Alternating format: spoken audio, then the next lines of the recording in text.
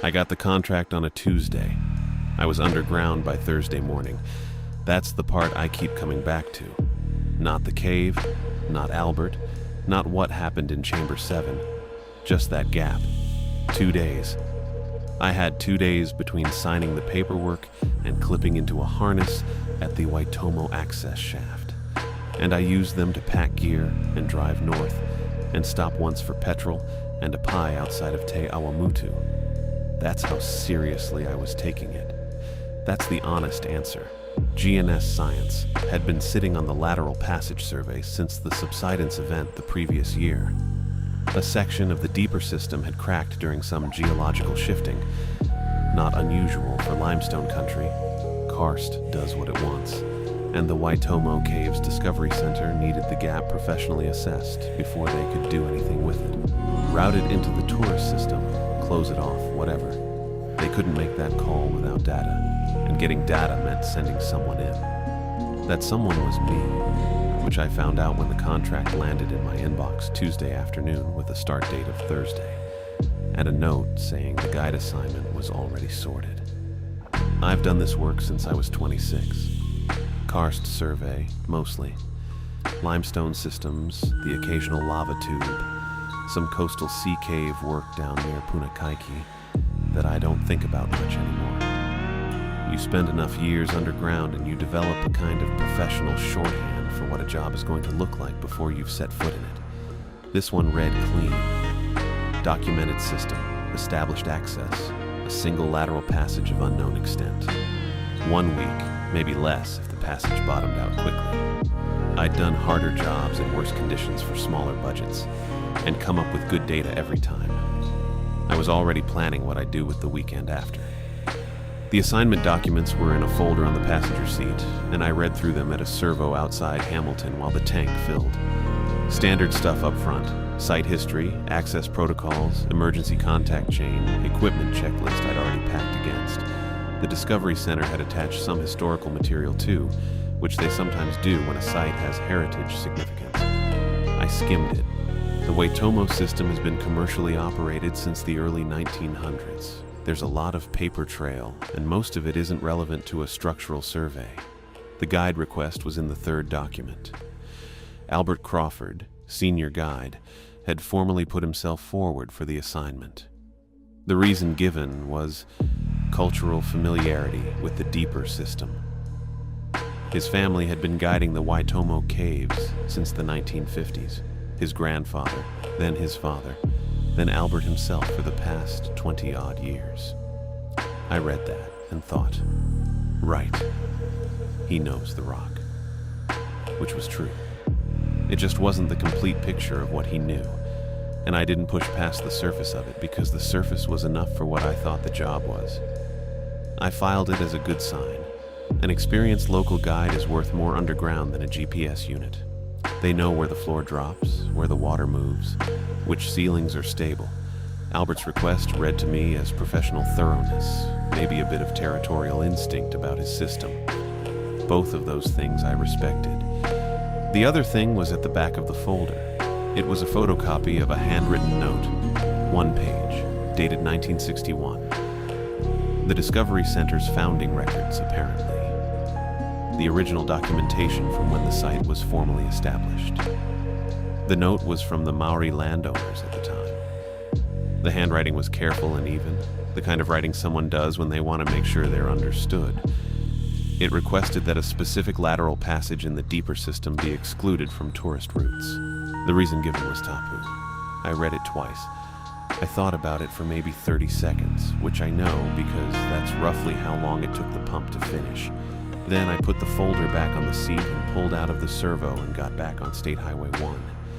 Here's what I told myself. It was context, local color. The kind of thing you log because it's part of the site history. And site history is part of a thorough survey file. I wasn't routing a tourist path. I was doing a structural and geological assessment of a passage that hadn't existed in 1961 because the subsidence that opened it happened 62 years later. The note didn't map onto my job in any way I could make concrete. That was the reasoning. That's what I told myself, and I believed it completely, and I kept driving. thing about working in geological systems for long enough is that you get very comfortable with the idea that the ground has its own logic and your job is to document it. You're not there to interpret. You're there to measure. Width, height, water table depth, structural integrity indicators, sediment composition, biological presence where relevant. You bring the data up and other people make decisions with it. That division of labor had always felt clean to me. Professional. It meant I didn't have to carry the weight of what the data meant, just the weight of getting it right. The tapu note was someone else's data, someone else's meaning. That's what I decided without really deciding it. Somewhere on the road between Hamilton and Waitomo, with the folder sitting on the passenger seat and the morning coming up gray and flat over the Waikato. I got to the Discovery Center access point at 7:30 Thursday morning. Albert was already there. He was standing next to the equipment staging area with his arms crossed and his eyes on the tree line, and he turned when he heard my truck and gave me a nod that was friendly enough without being warm. He was a big man, broad through the shoulders, hands like he'd been working with them his whole life, which he had. He had the kind of stillness that some people carry underground. The ones who've spent enough time in confined spaces that they've stopped fighting the weight of rock above them and just learned to breathe under it. We shook hands. He looked at my gear without comment, which I took as approval. "Gregory," he said. "Albert, good to finally put a face to the request." He smiled at that just slightly. "Long drive from Hamilton?" "Not bad, stopped once." He nodded and turned back to the equipment. We spent 20 minutes running checks and going over the access route, and he was thorough and precise and asked 2 questions that told me he'd read the survey brief carefully. I remember thinking, good, this is going to go smoothly. We were underground by 9. The shaft entrance was cool and smelled like wet limestone, and something older underneath that. Something mineral and closed that you don't get anywhere above ground. My headlamp picked up the first chamber walls, pale gray karst, the surface textured with years of slow water movement, solution pockets worn into the rock at irregular intervals. Albert went in ahead of me, and I followed, and the access hatch closed above us, and the sound of the paddocks and the wind and everything surface-related just stopped. I clipped my survey recorder to my harness and checked the seismic sensor and started the descent. And I was already thinking about passage width, and what the water table indicators might look like at 3 hours depth, and the folder on my passenger seat was already somewhere I wasn't. The note in Albert's formal request, now cultural familiarity with the deeper system, sat in the same place as the tapu note, filed and unweighed, while the shaft walls moved past us, and the dark came up from below like it was rising to meet us. I had already decided this was going to be a clean, ordinary job. The first 2 hours were fine. That's the honest summary of it.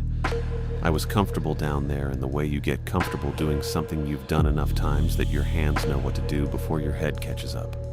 Clip, measure, log, move forward. Clip, measure, log. Albert narrated the whole way down. He wasn't performing for me. That's the thing I noticed early.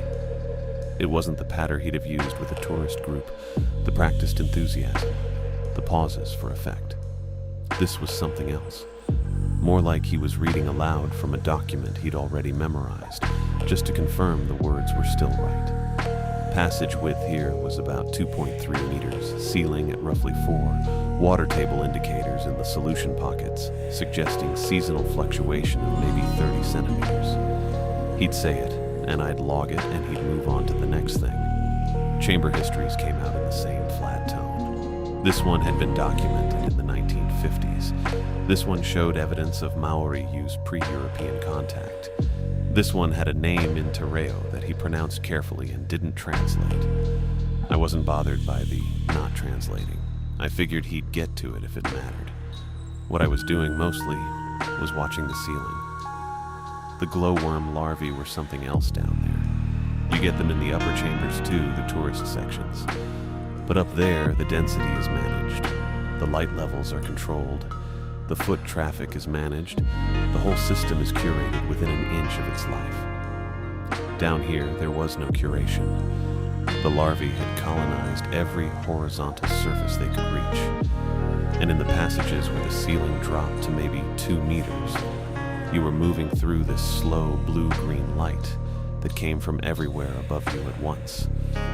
Not bright, not warm, but consistent, and thick enough that I switched my headlamp to its lower setting twice just to see if I could navigate by the bioluminescence alone. I could, mostly, not for fine work, but for walking. I made a note about the density, not in my survey log, that was for structural data, but in the secondary observations file I keep running on every job. The kind of thing that doesn't make it into the final report, but that I like having. I've got 12 years of secondary observations files from cave work across the North Island, and I've never once gone back and read them, but I keep making them. That's my way of saying I was paying attention to the ceiling when maybe I should have been paying more attention to Albert. The seismic sensor was clipped to my harness on the right side, running passive the whole descent. Standard practice in post-subsidence work. You want baseline vibration data for the whole approach, not just the target passage, because the comparison is where the useful information lives. About 40 minutes in, it started registering a low, consistent signal. I checked the readout, saw the frequency, and filed it immediately as surface noise. Farm equipment on the paddocks above, most likely. There had been a tractor running when we crossed the Ruakuri property, and the limestone transmits surface vibration a long way down if the conditions are right. I logged it as background, noted the frequency, and kept moving. I didn't think about it again for 2 hours. Somewhere in the second hour, I couldn't tell you exactly when, because time moves differently underground in a way I've never been able to adequately explain to anyone who hasn't done it. Something about the absence of any light variation, the constant temperature, the way sounds behave in enclosed stone. Albert mentioned his grandfather. He said it the same way he'd said everything else. Just another item in the inventory. His grandfather had guided the deep caves from the 1940s through to 1961, he said. And then in 1961 he'd stopped. Wouldn't go below the second chamber. Wouldn't say why. Kept guiding the upper system until he retired. But the deep caves, never again. Did he say anything about it? I asked. Not to anyone who repeated it. I logged it. Albert Crawford, senior guide, grandfather ceased deep cave work 1961, reason unknown. I wrote it in the secondary observations file, not the survey log, which tells you something about how I was categorizing it. Personal history, not structural data, local color. The same drawer I'd put the Tapu note in, back in the car, back when I was still on the surface, and the folder was just a folder. We reached Chamber 7 at the 3-hour mark almost exactly. I knew we were close because Albert's narration had shifted. Less technical, more careful, like he was choosing words rather than just producing them. He described the approach passage as a lateral deviation off the main trunk system, which matched the subsidence documentation. He described the chamber dimensions as approximate, which was unusual because he'd been precise about everything else. He said the name of the chamber in Terreo first, then said Chamber 7, the way you'd say a translation you weren't entirely satisfied with. Then we came through the entrance and I stopped logging and looked up. The ceiling was bare limestone, not thinned out, not a gradual reduction in density the way you get when conditions change. Temperature drop, air movement, something the larvae don't like. Just gone. The passage behind us had been thick with them. That steady cold light from wall to wall, and then the entrance threshold, and then nothing. Pale gray karst, dry looking, no larvae, no bioluminescence, no light except what we were carrying. I stood there for a moment with my headlamp on the ceiling, and I thought, well, that's a data point. I noticed Albert had stopped talking at almost the same moment I noticed the ceiling. 3 hours of continuous narration. Not one gap longer than it took him to draw a breath, and now nothing. I turned around, and he was standing at the chamber wall with his gloves off, both palms flat against the limestone, his eyes open and his face doing something I didn't have a category for. Not distress. Not exactly. Something quieter than distress. The temperature in Chamber 7 was 11 degrees. I know because I logged it. 11 degrees, and he'd taken his gloves off and pressed his bare hands against stone that would have been colder than the air. He moved slowly around the perimeter, palms flat, pressing at intervals, like he was checking for something. A pulse, maybe, or an echo, or something I didn't have the framework to name. His headlamp threw a shadow long across the chamber floor. Albert. I kept my voice level. What are you doing?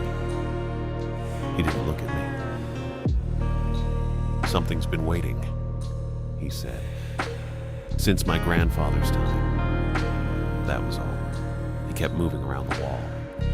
I stood there for probably 30 seconds, which is longer than it sounds when you're underground, and the ceiling is bare, and the man who's been talking for 3 hours has said 9 words and gone back to silence. I ran through what I knew about hypoxia, about CO2 buildup, about the psychological effects of extended cave exposure.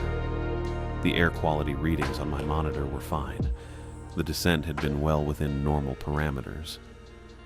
Albert was 61 years old and had been underground in this system more times than I'd been underground anywhere, and he was pressing his hands against a cold wall and not answering follow-up questions. I logged it.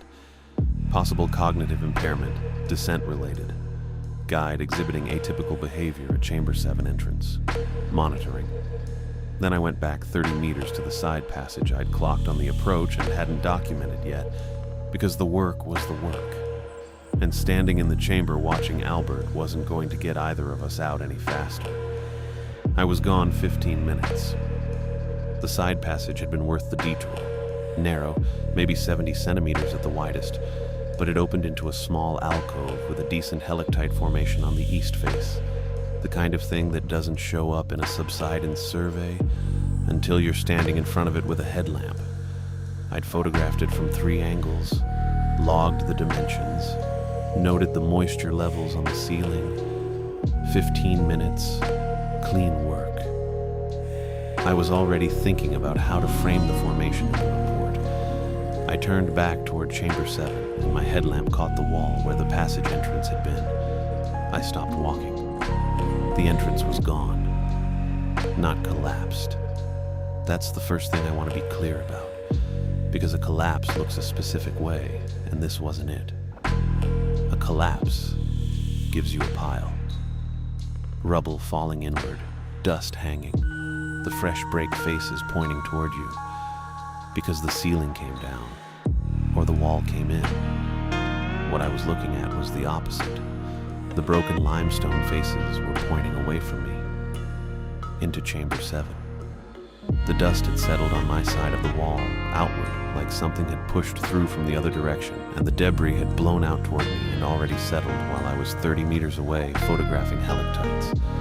I stood there with my hand on the rock and didn't move for probably 20 seconds. The stones were wedged, not randomly, wedged, fitted into the gap with enough pressure that the first one I tried to shift didn't move at all, and the second one moved maybe 2 centimeters, before the ones around it locked it back in place. I know what a rockfall looks like from the inside. I've documented 3 of them. The geometry was wrong.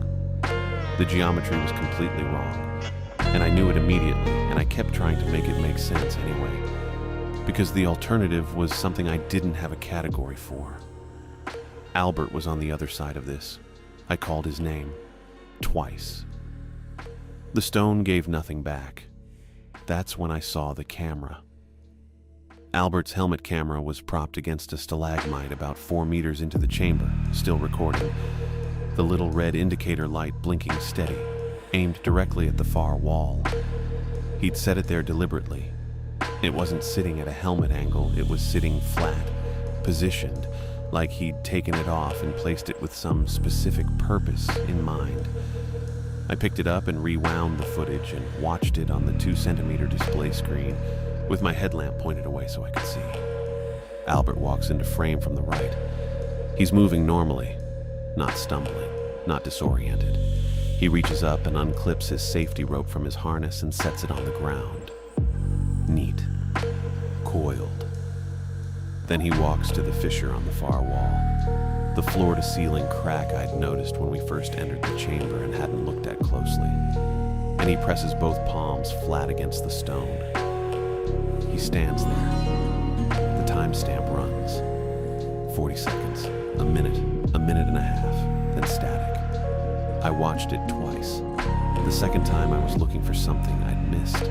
A hand signal, a look back at the camera, anything that read like communication. There was nothing. He just walked to the wall and put his hands on it and stood there until the feed cut out, and his face in the last clear frame before the static was, I don't know. Calm isn't quite the right word. Calm implies he'd weighed something and decided. This looked more like he'd already finished weighing it a long time ago and was just doing the last part. I set the camera down and looked at the fissure. Floor to ceiling, maybe 3 centimeters wide at the widest point, sealed with calcium carbonate.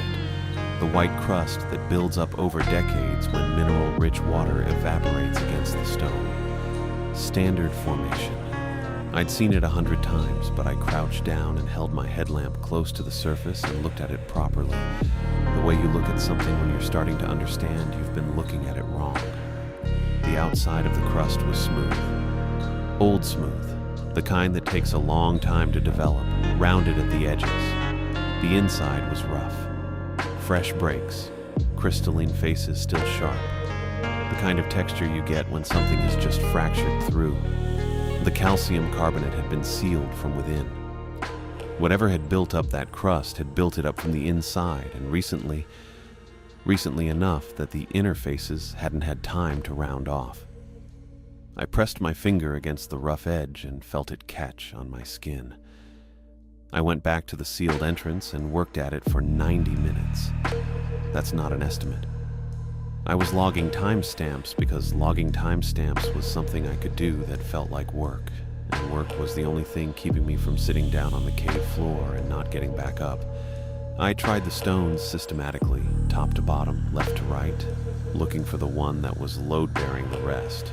Found 2 that might have been candidates, and couldn't shift either of them more than a few centimeters before the whole arrangement locked up again. I didn't have a pry bar. I hadn't brought a pry bar because nobody brings a pry bar on a mapping survey. You bring measuring equipment and documentation equipment and safety equipment, and you do not bring a pry bar because the passage is already open when you go in. I tried the radio at the 40-minute mark and again at the 70-minute mark. Survey radio, good equipment, but not built for 3 hours of solid rock between the antenna and the surface. I got static both times. Not even a partial signal, just the hiss of nothing. At 90 minutes, I sat down on the chamber floor with my back against the sealed entrance and accepted that the stones weren't moving without equipment I didn't have. That's when I felt it through my boots. Not a vibration exactly, more like a pulse. Slow, rhythmic, coming up through the limestone floor. I stood up and felt it more clearly standing than I had sitting. Regular intervals. Maybe 8 seconds between each one. I'd felt something like it during the descent and logged it as surface noise, farm equipment, vehicle movement, the kind of low-frequency transmission that travels well through rock. I'd logged it and moved on. I pulled the seismic sensor out of my pack and pressed it flat against the Chamber 7 wall. The readout came up immediately. I looked at the frequency, and I looked at it again, and then I held the sensor in both hands and made myself read it a 3rd time because the first 2 times I'd read it wrong, or I needed to have read it wrong. Same frequency. Exactly the same frequency I'd been logging for 3 hours as background noise. The number I'd attributed to paddocks and farm machinery and the ordinary mechanical business of the surface world. It was coming from inside the stone, not from above, not from the surface. From inside the wall I was standing next to. I held the headlamp flat against the limestone, the lens almost touching the surface, and I watched. The wall flexed, a slow movement, barely visible, something you'd miss if you weren't looking for it. But I was looking for it now, and it was there. The surface moving in and out in a long, patient rhythm. 8 seconds, 8 seconds, 8 seconds. I took my hand off the sensor and stepped back. The radio was useless. The entrance was sealed. Albert was gone through solid stone. The fissure had been sealed from the inside. The wall was breathing. I was in Chamber 7 with equipment that couldn't reach anyone, and a seismic readout I didn't know how to file. And whatever had been in this rock since before Albert's grandfather stopped coming down here in 1961 was still here, and it was very close, and it knew I was too. The fissure was maybe a meter wide at the base, narrowing as it went up. The kind of gap you'd assess for access and mark as passable with a note about kit removal. That's the professional reflex. You look at an opening and you calculate it. I did that. I stood there in Chamber 7 with the walls doing what they were doing, and I looked at the fissure and I calculated it. Because that was easier than thinking about what I was actually looking at. The calcium carbonate edges. That's what I kept coming back to. I'd already clocked it from across the chamber. Smooth on the outside, rough on the inside. But up close, it was something else. The crust had curled outward. Not broken, not sheared. Curled, the way paper curls when it gets wet. The way metal peels when it's been forced from one side. The edges were still pale, still fresh-looking in the headlamp beam. Whatever had opened this had opened it recently. I touched the edge with 2 fingers and the surface was dry and slightly warm, which made no sense at 11 degrees. And I took my hand back and stood there for a moment doing nothing useful. I went through. You don't make a decision like that so much as you find yourself having made it. I was on one side and then I was on the other, kit scraping the edges, headlamp swinging, and I was through. The space on the other side was smaller, not a chamber, more of a pocket, maybe 4 meters across, the ceiling low enough that I had to tilt my head. The floor was uneven, old flowstone ridged underfoot, and the air was different, stiller, warmer by a degree or 2, maybe, though I might have imagined that. Hard to say now. Albert was on the far side, maybe 3 meters from the fissure. He was sitting upright against the wall with both palms flat against the stone, the same position he'd been moving toward when I'd watched the helmet footage. Not slumped. Upright like he'd sat down deliberately and stayed that way. His eyes were open and his expression was... I've thought about this a lot, how to say it accurately. Calm isn't quite right, but it's the closest word I've got. Not peaceful in the way people mean when they're being gentle about something. Just settled. Like a man who'd finished what he came to do and had no further opinion about anything. The white crust had started across his jacket shoulders. A slow spread of calcium carbonate, thin as frost, following the seams and the fabric texture. His hands, where they pressed against the wall, had already disappeared into it. The stone and the man were in the process of becoming the same thing, and I stood there and watched it happening, and I couldn't make myself move for a long moment. I'd known Albert for 2 days. That's the honest number. We'd exchanged maybe 40 minutes of actual conversation outside of the professional narration he'd been running since we hit the first passage. I didn't know him, but I knew his voice, and I knew the way he'd move through the rock, like he'd memorized it in a previous life. And I knew he'd removed his gloves in 11-degree cold to press his bare hands against limestone, and I knew he'd said, "Something has been waiting since my grandfather's time," like it was a plain statement of fact, not a thing worth elaborating on. I checked for a pulse, because you do. I don't know why I bother saying that, except that it felt important at the time to be doing the correct procedural things in the correct procedural order. There was no pulse. The skin was already cooling, and where the crust had reached his neck, it was hard under my fingers, smooth, continuous with the wall behind him. I stepped back, and my boot caught a ridge in the flowstone, and I went down on one knee and stayed there for a second, not because I was upset, or not only because of that. I was thinking, trying to. The entrance was sealed. The radio was useless. I had maybe 6 hours of battery across my headlamp and backup torch before I was navigating by touch. The seismic readout was still running on the sensor I'd left against the Chamber 7 wall. But that data wasn't going to get me out of here.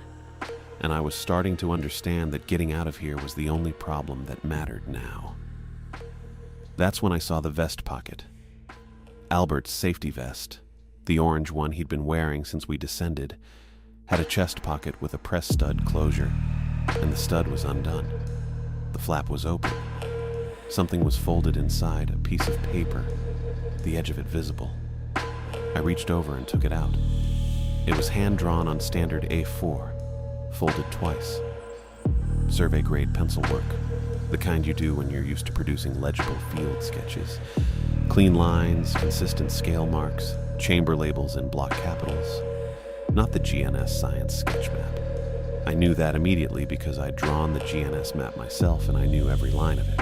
This was something else entirely. It showed a route that bypassed Chamber 7, not a variation on the route we'd taken.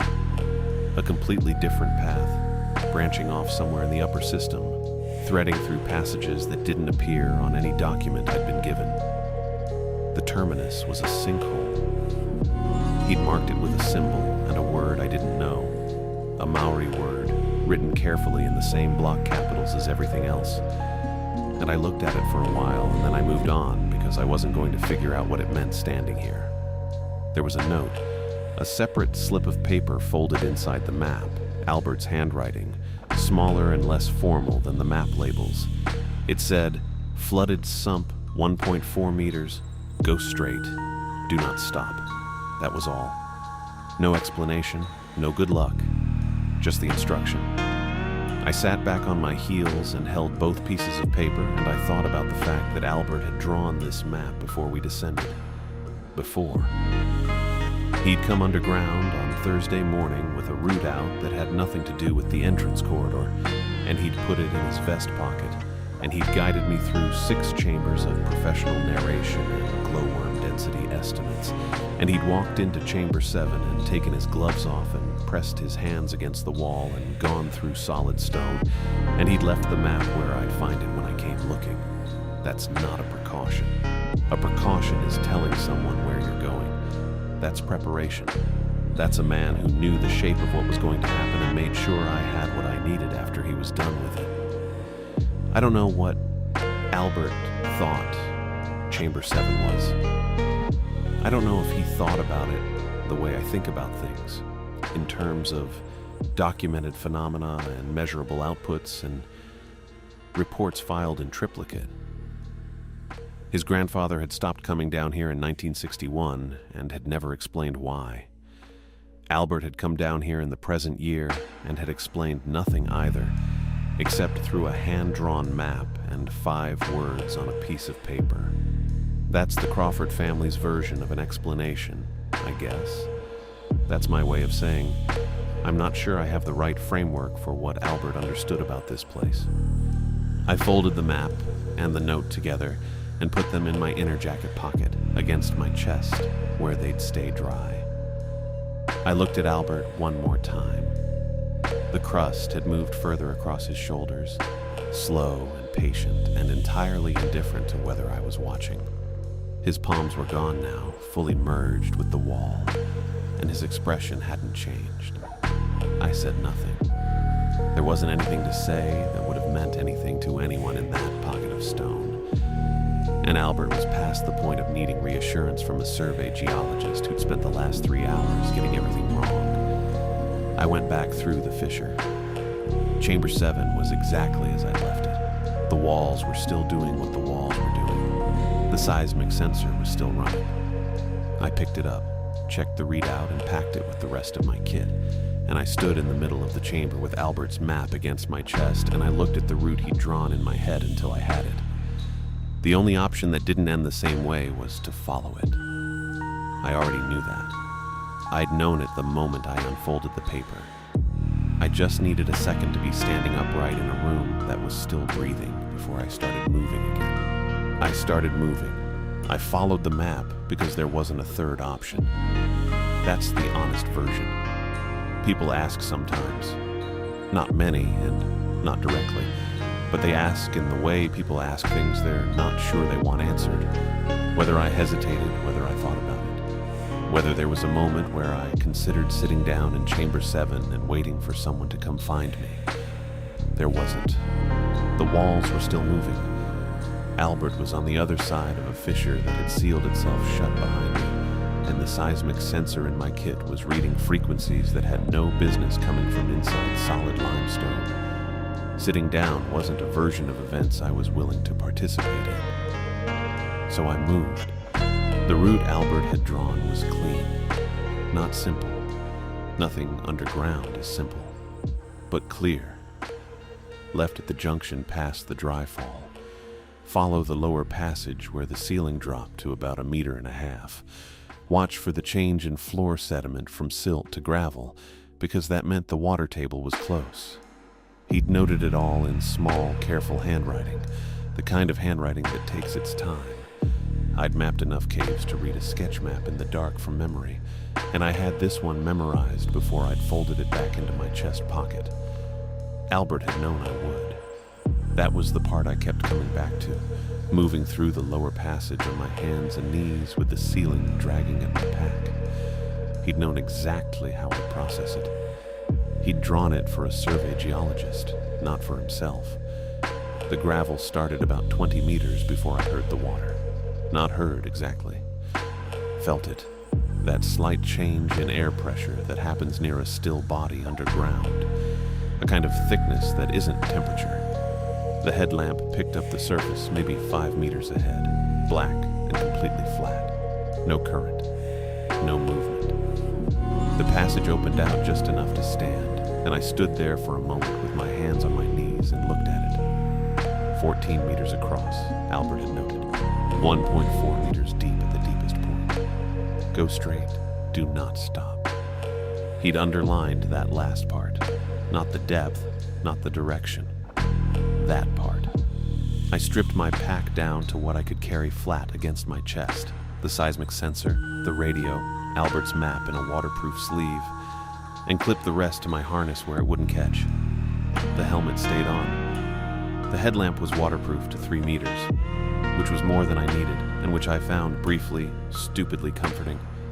I got down to the water's edge and put my hand in to check the temperature, which I already knew from 3 hours of air readings, but did anyway because it was something to do with my hands before I put my body in. 11 degrees, maybe 10.5. Cold enough that the first breath after submersion was going to be a problem if I let it be. I went in head first. The cold was immediate and total, the kind that doesn't build, it just arrives. I got my orientation fast. Floor under my palms, ceiling close enough above that I could feel the pressure change when I lifted my head. Passage running straight ahead the way Albert had said. I couldn't see anything. The headlamp lit maybe 0.5 meter of water in front of my face, and then the sediment I was disturbing swallowed the rest. I moved by feel. Palms flat on the gravel floor, pulling myself forward, counting arm lengths because that was the only measurement I had. 1, 2, 3. The cold was already in my chest. That specific ache that isn't pain yet but is telling you something about time. 4 arm lengths. 5. I was thinking about the depth reading on the sensor, which I hadn't needed to think about but was thinking about anyway. The way your brain fills silence with whatever it has available. The vibration frequency from Chamber 7. The way the calcium carbonate had curled outward at the fissure edges, smooth on one side and rough on the other. I was thinking about Albert's grandfather stopping in 1961 and never explaining why, and I was thinking about the handwritten note in the founding records that I'd read in a car park in Hamilton and filed under local color, and I was thinking that I had made a series of professional judgments over the past 4 days that a different kind of person might have made differently. 6 arm lengths. 7. Then something closed around my right hand. Not the floor. Not a rock shelf, not a ledge, not debris.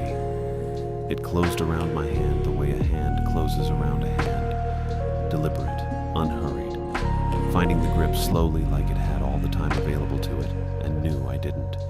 I felt each point of contact separately. Palm, fingers, the space between fingers. I pulled. I don't know how long it held. Not long. Long enough. I pulled and it released, and I was moving again before I'd finished the thought. Both arms going, not counting anymore. Just moving. The cold irrelevant now. The ceiling irrelevant. The distance irrelevant. Because the only thing that was happening was forward, and I was doing it. I hit the far side with my shoulder, found the floor rising, got my hands under me, and pushed up into air that tasted like wet limestone and something older than that, and I came out of the water on my hands and knees on a gravel shelf and stayed there for a moment, just breathing. The passage continued ahead. Upward slope, Albert had noted. Sinkhole access approximately 40 meters.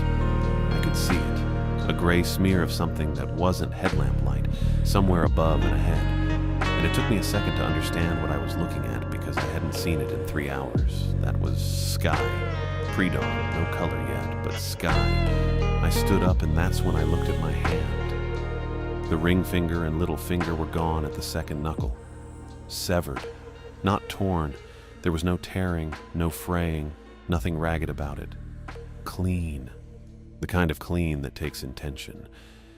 I stood in the passage looking at my right hand in the headlamp beam for what was probably 10 seconds, and what felt like considerably longer. And then I took the waterproof sleeve off Albert's map, wrapped it around the hand as tight as I could one-handed, and kept moving. I didn't look back at the water. That was a decision I made, and I've kept it. The sinkhole was exactly where Albert had marked it. A vertical shaft, about 1 meter across, with root systems hanging down the sides, and the gray sky sitting at the top, like a lid someone had left ajar. There were footholds worn into the limestone. Old ones, used regularly once, and then not for a long time. I went up one-handed, which was slow, and came out through a gap in the grass into a sheep paddock on Ruakuri Farm at 4:47 in the morning. I know the time because I checked my watch the moment I cleared the lip. Professional habit. You log when you surface. It doesn't matter that there was nothing left to log it into. The paddock was flat and dark and smelled like wet grass and lanolin, and there were sheep maybe 30 meters off who looked at me and went back to whatever sheep do at 4:47 a.m. The sky was going from black to gray at the edges. There was no wind. I could hear nothing from below me, no vibration, no movement, nothing. Just the paddock and the sheep and the pre-dawn quiet, and my right hand wrapped in a waterproof map sleeve, which was soaking through. I sat down in the grass for a minute. Just a minute. The survey equipment was destroyed. The water had handled that, and I'd known it would when I went in head first. The seismic sensor data, the passage logs, the chamber readings, all of it, gone. The only record that the vibration had originated inside the stone rather than above it was sitting somewhere at the bottom of a flooded sump 3 hours underground, and it was going to stay there. Albert's map was the only thing I'd brought out. I looked at it once, sitting in the wet grass with the sheep ignoring me and the sky getting lighter by degrees, and then I put it in my chest pocket and left it there. I was alive. Albert had made sure of that, in the way Albert had made sure of everything. Quietly, in advance, without asking whether I deserved it. I sat with that for the minute I'd given myself. And then I got up and started walking toward the farm road, because somewhere up there was a phone signal and a number for the Discovery Center emergency line. And I had a version of events to decide on before I reached it. The farm road was a gravel track running between 2 paddocks, and I found it by following the fence line south, because south was the direction the sky was getting lighter. My boots were still wet through. The fingers, or where the fingers had been, had stopped bleeding by then, or near enough, and I'd wrapped the hand in a strip torn from my underlayer and held it against my chest while I walked. The sheep watched me go. I don't know why I remember the sheep. I remember everything from that morning in a way I don't usually remember things, each detail sitting in its own space, perfectly lit, like something preserved under glass. The signal came in at about a kilometer up the road. 2 bars, which was enough. I stopped walking and stood in the gravel and looked at the screen for a moment before I dialed. I had the version ready by then. I'd had most of the walk to work it out, and the shape of it was simple. Cave system, descent, rockfall, 1 fatality, 1 survivor. The rockfall part was true. The stones in the entrance corridor had been pushed, not fallen, but they had still been moved, and Albert had still been on the other side of them when I came back. And Albert was still dead. I was choosing the word that fit the physical evidence and left everything else in the dark where it belonged. That's how I thought about it, standing on that gravel road with the sky going gray-pink above the paddocks. I was choosing the accurate word. I called the Discovery Center emergency line at 5:12 in the morning. A man answered on the 3rd ring. Sleep-rough voice, didn't give his name. I told him I was Gregory Skinner, contracted surveyor, that I had an incident to report in the lateral passage, that I was calling from Ruakuri Farm, that I needed search and rescue, and I needed them to know there was 1 fatality and 1 survivor, and the survivor was me. He asked me to repeat the fatality part. I repeated it. He asked if I was injured. I said yes. He asked how seriously. I said I needed a hospital, but I could wait. He said, "Don't wait," and gave me the number for the regional emergency line, and I called it. And that was the last decision I made that morning that didn't require anything from me except saying what had happened. The Ambos got there before 6. I was sitting on the bonnet of a farm ute by then. The farmer had come out when he heard the gravel, a man in his 60s who didn't ask many questions and gave me a blanket and a mug of tea that I held in my good hand and didn't drink. He stood nearby and didn't crowd me. I appreciated that more than I could have said at the time. The hospital in Hamilton was 4 days, which was longer than I'd expected. The hand needed more than the bandaging I'd managed in the paddock. There was infection risk, and the wound edges weren't clean, and the doctors had questions I answered carefully and in ways that matched the version I'd already given. Work accident, cave environment, equipment failure. They wrote it down. Nobody pushed. The search and rescue call came through to the ward on the 2nd day. Cole Anderson, team leader, introduced himself on the phone in a low, even voice that sounded like someone who'd made a lot of these calls. He told me they'd located Albert's body in the cave system and that recovery was underway. He asked me to confirm the general location relative to the entrance corridor. I confirmed it. He asked if there were any structural concerns I was aware of that might affect the recovery team's safety.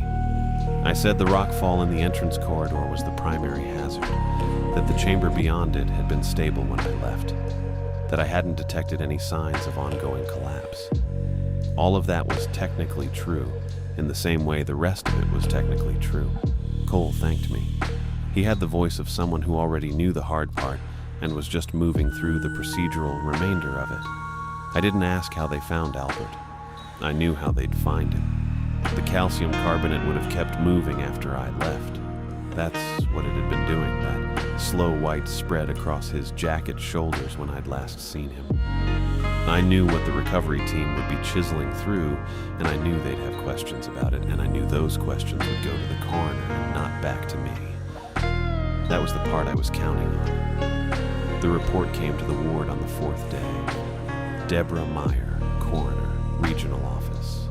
The document was 14 pages, and I read all of it. She was thorough, I'll say that. The physical evidence section was detailed and accurate as far as it went. Blunt force trauma to the posterior skull, consistent with a fall against limestone, consistent with the reported rockfall event.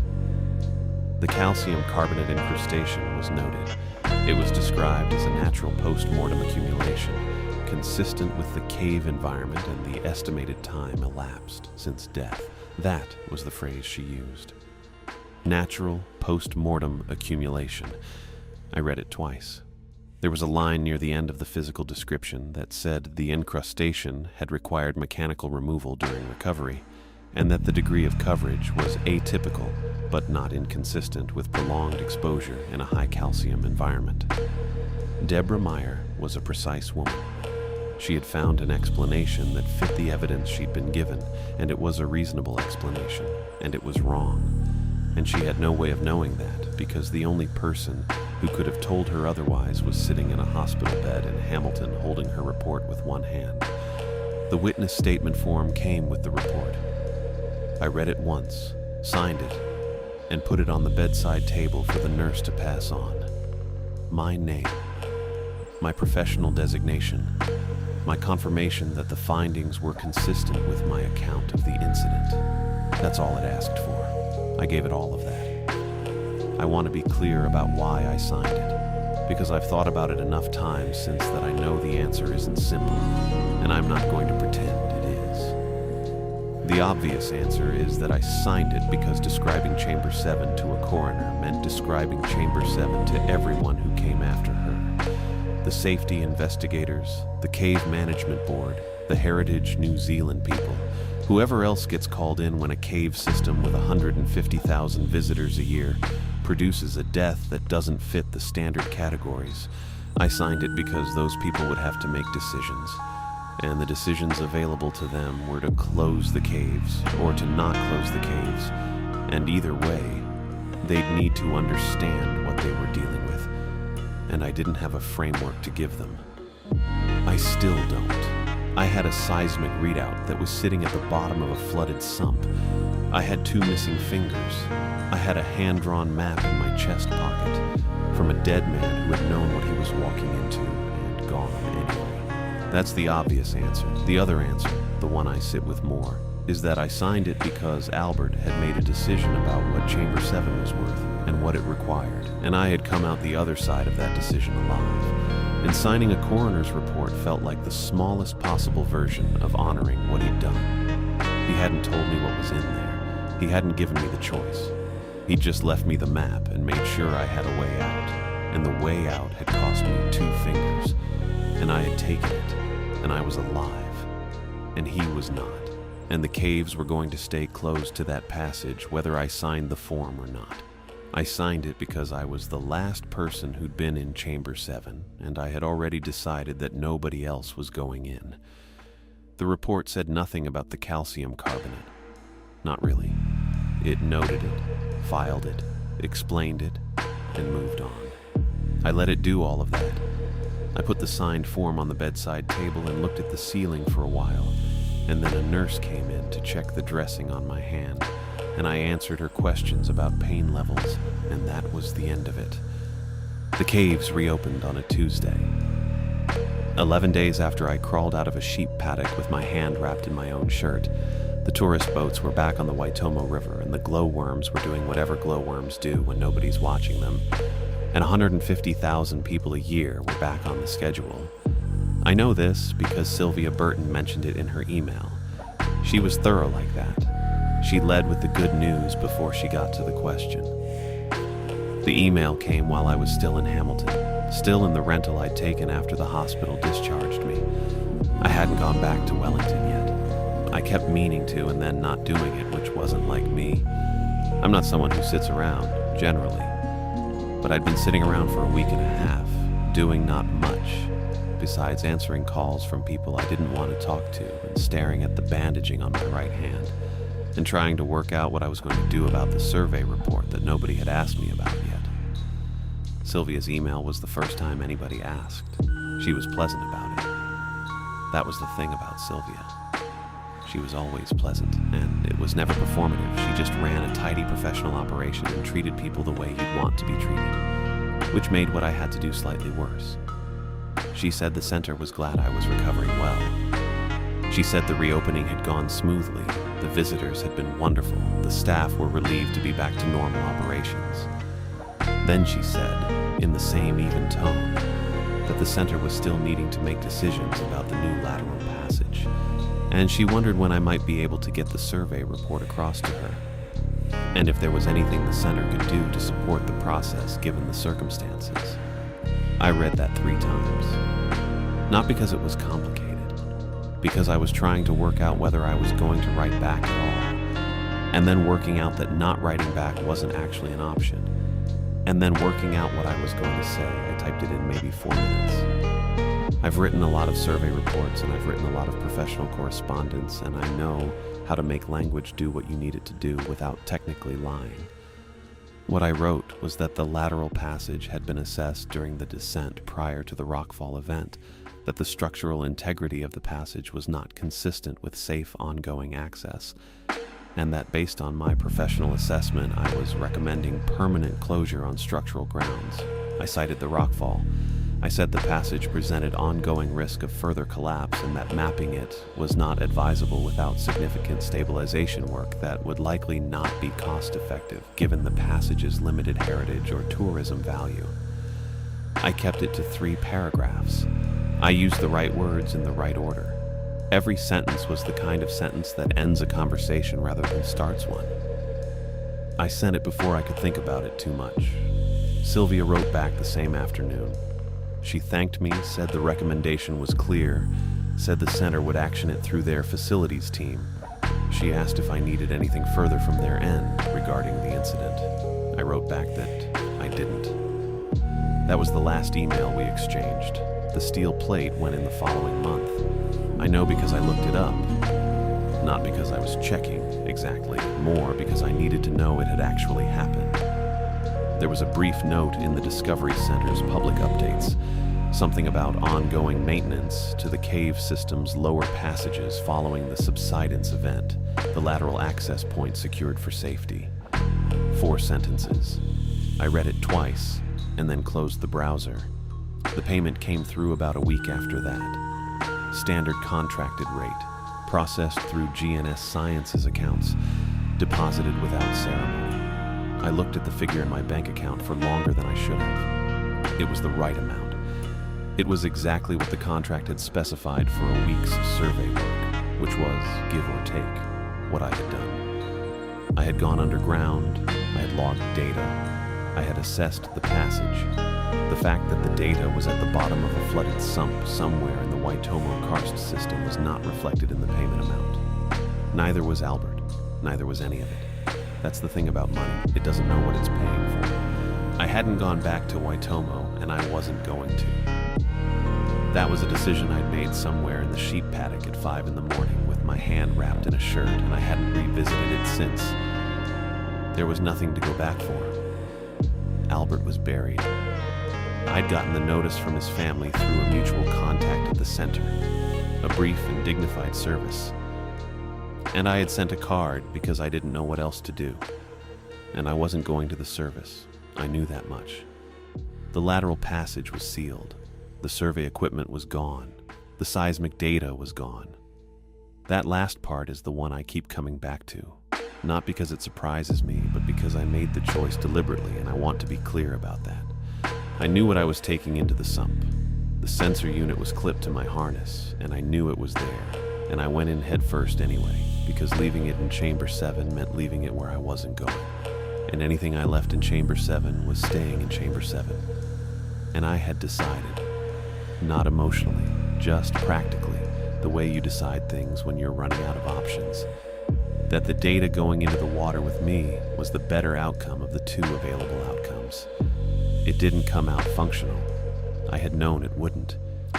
The water destroyed the unit completely, and the data was gone, and that was the only record that showed the vibration had been coming from inside the stone rather than from the paddocks above. I've thought about whether that matters, whether someone eventually would have looked at that data and drawn the right conclusion and done something useful with it. I've thought about it enough to know I'm not going to resolve it.